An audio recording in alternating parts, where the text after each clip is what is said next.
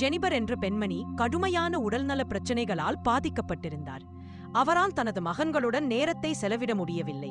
இது அவருக்கு மிகுந்த மன வருத்தத்தை அளித்தது. அவருக்கு மூட்டு வலி, கை கால் வீக்கம் போன்ற பல பிரச்சனைகள் இருந்தன. வலியின் காரணமாக சாதாரணமாக பாத்திரங்களை திறக்கக்கூட முடியவில்லை. அவரது உடல் தொடர்ந்து வலியாலும் வீக்கத்தாலும் அவதிப்பட்டது. மருத்துவர்கள் கைவிட்ட போதிலும் ஜெனிபரும் அவரது கணவர் ஜிம்மும் நம்பிக்கையை இழக்கவில்லை.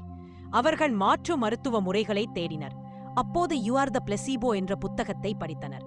அதன் பிறகு ஜெனிபர் தியானம் மற்றும் மன ஆற்றல் தொடர்பான பயிற்சி பட்டறைகளில் கலந்து கொண்டார்.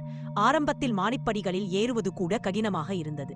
ஆனால் தியான பயிற்சியின் முடிவில் அவர் தனது ஆஸ்துமா மருந்து இல்லாமலேயே நன்றாக சுவாசிக்க முடிந்தது. தியானத்தின் மூலம் அவர் தனது நோய்களை மறக்க உடலை பழக்கப்பட்டினார். தனது ஆற்றலை உயர்த்தி மனதை ஒரு புதிய நிலைக்கு கொண்டு சென்று உடலை குணப்படுத்த புதிய மரபணுகளை தூண்டினார்.